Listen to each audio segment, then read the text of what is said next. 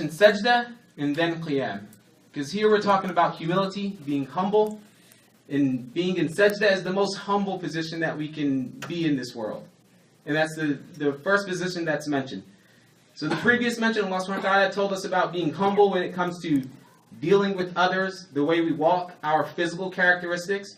And now Allah subhanahu wa ta'ala gives us a key to how we can be humble and gain humility spiritually. By speaking to Him at night, making sajda to Him, praying to Him at night. And this is a way that we can gain the wisdom to be able to respond to people that speak to us, in an ignorant way, is when we engage in worship with Allah subhanahu wa ta'ala at night and we have knowledge about our deen. Otherwise, when someone says something to us, we're going to not know what to say back. We don't know how to respond. So this is a tool that we can use to be able to respond and engage these people. Ayah 65. وَالَّذِينَ يَقُولُونَ رَبَّنَا اصْرِفْ عَنَّا عَذَابَ جَهَنَّمَ إِنَّ عَذَابَهَا كَانَ غَرَامًا.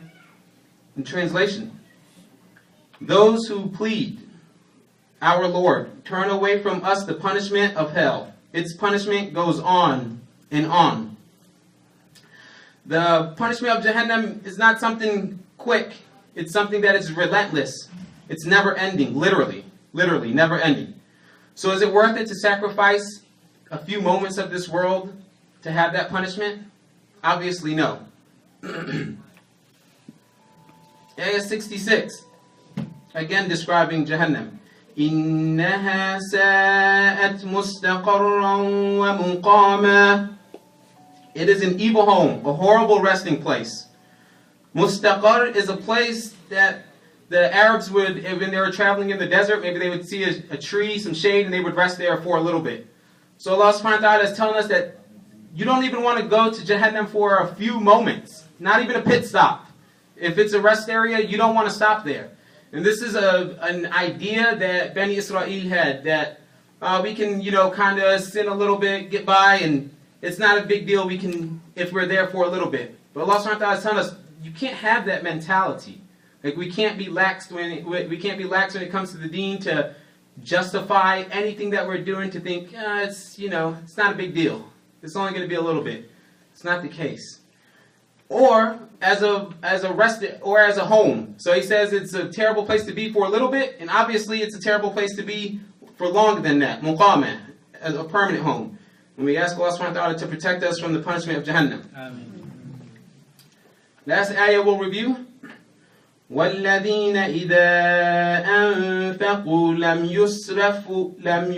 يُسْرِفُوا وَلَمْ يَقْتُرُوا وَكَانَ بَيْنَ ذَلِكَ قَوَامًا.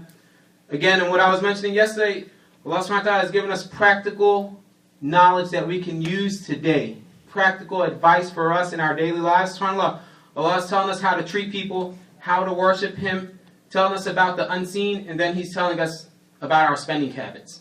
How we should spend our money.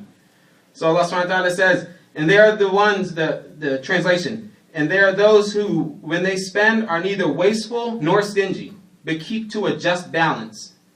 Israf refers to spending on things that are legitimate. So things like clothes, a car, we need those things.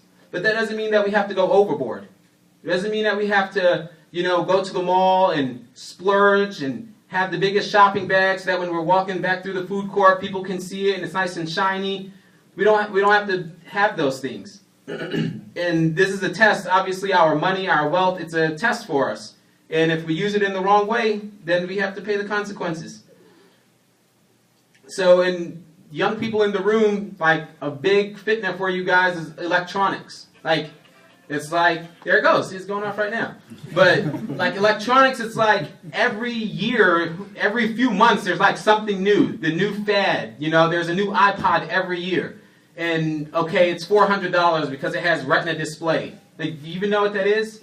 And this is like the thing that is going to suck your money dry, teenagers in the room. 5 years ago, like no one even wanted their headphones to show. It was like the smaller the better. Now they have to look like earmuffs and sound cancellation, and it's like a fad, and it's just going to go away. And that's They promote this especially to you. They put the flashy colors and they put a celebrity on it to make you think that you want it. Trust me, it's a waste of time. Qatur is someone who, so then the second half of the ayah talks about being a stingy. So we have to be balanced in everything that we do. Everything that we do, we have to be stingy. Qatur is someone who refuses to spend, even on essentials.